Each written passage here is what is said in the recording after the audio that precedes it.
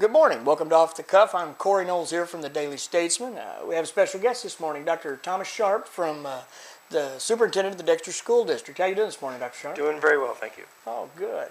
Things are gearing up with class starting tomorrow morning, maybe today by the time you watch this, actually. But a lot going on, I imagine. Yeah, we've had the teachers, every teacher had to report Monday, and we had a good meeting to kick off with. I tried my best to give an inspirational speech, certainly sitting down and reminding them of policies, obligations, responsibilities,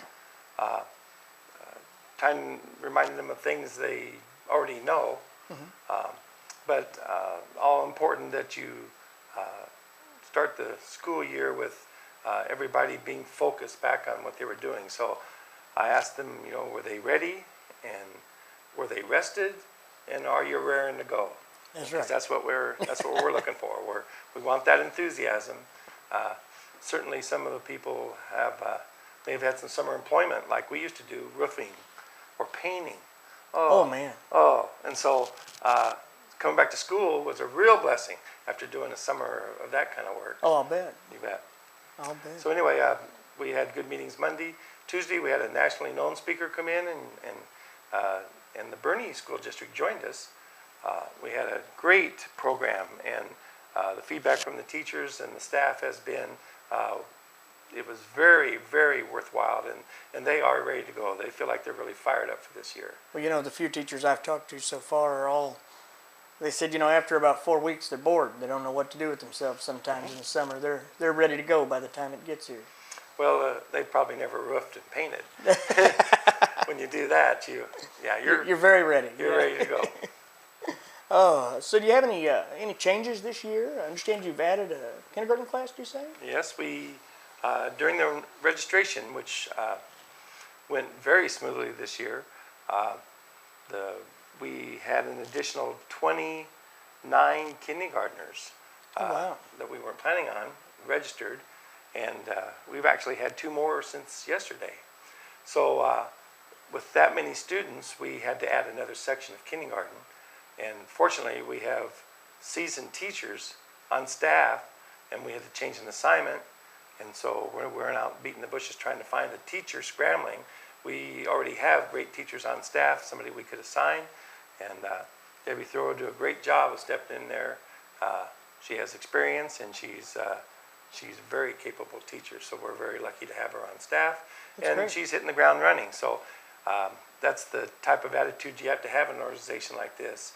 You've got to be willing to do what needs to be done for the benefit of the kids. And That's right. so we're very happy with the professionalism of the staff that we have. Well, if the biggest problem you have is more kids than you know what to do with, that's a good problem for That the is a school good district. problem. It is. And we're fortunate we have the space for them as well. Our facilities are in pretty darn good shape. My predecessors have done a very good job of keeping things up to date, modernization, the addition that they put on the Southwest, that 2-classroom addition, within the last 4 years, very much needed and very much being utilized. That's great. There are some issues, of course, with some roofs.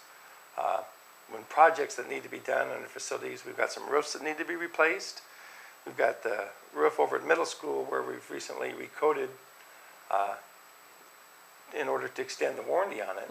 But we have some roofs at Southwest and at the high school that are going to have to be tore off and put back on again, and that's expensive. That is. And the other thing we're looking at, it's not going to happen immediately, but we're looking at ways to help the congestion at Central Elementary and middle school with the traffic, parent drop-off, and the buses. That's difficult. Very difficult, and we're looking at a plan. I'm going to talk about it at the board meeting here next week to put in whole separate driveways in the back of both buildings in order to separate the buses from the parents and to help that congestion and make it a safer environment. Last year, the elementary principal at Southwest had some teachers' aides who were out assisting with the loading and unloading of students there in the morning for the drop-off. And it greatly increase the safety and the, the flow of the traffic. And so Central Elementary is going to do the same thing this year. Oh, that's great. They're going to have some 2 aides assigned, one at the upper level, one at the lower level, to make sure the kids get unloaded and safely, that people drive in a conscientious manner, Yeah. and that they're able to cross between the sidewalk and the bus drop-off area in a safe way too. So we're very safety conscious here, and of course you have to be, because we Oh, have yeah. people's most precious commodity. How many students do you have in the district, do you know, Well, roughly? throwing those other kids in, we're darn close to, with early childhood, we'd be close to 2,100 kids. Wow. So it's a happening place. It is. But we have great facilities. We've got solid finances. We have very professional staff. I'm surrounded by very competent people, and this is a tremendous school district. Very blessed to be here and very lucky to be here, be involved with it.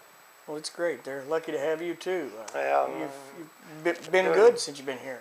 well, I've been good, yes. I've behaved myself. Yes, I have been good. But obviously, this job is way too big for one person. And, Oh, yeah. And I have very competent people that are working with me and for me. And also, I've always recognized the strengths in people and let them do their job. So that's one of the keys of being an effective administrator, is to find the strengths in people and let them demonstrate those gifts. Utilize So it. absolutely.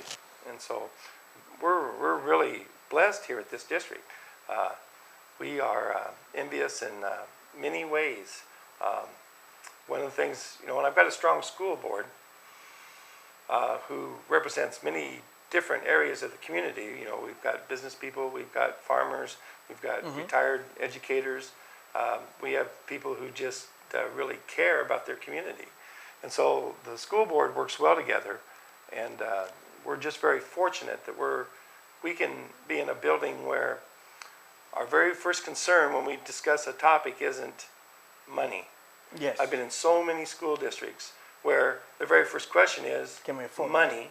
Not, is this the right thing to do? Not, do we have the resources, the personnel resources to do the job? Is the need genuine? Those are the questions that my board asks. Yeah. Do we need this? Not, Can we if we can't afford afford it. Yeah. It's always, is it the right thing to do? Not, is it the most financial determined agenda, whether or not it has to be done that way or not. Well, boy, there's a lot to be said for that. I know to have a board that's able to work together and work with you and work for the greater good without too much bickering and things like yes. that. Oh, yeah. There's a lot to be said for that. There is. Oh yeah, a healthy, vibrant Board of Education provides the leadership and gives me the input. As somebody who came from outside the district, a long way outside the district, I rely heavily upon the Board of Education members to let me know tradition, let me know what acceptable behavior is, an acceptable course of action, and a history as to how decisions were reached in the past. Because decisions weren't made just helter-skelter and in isolation. There was a That's reason right. for decisions being made, and it's nice that we have people on the board with so much experience that they can give you the historical background of why something was done.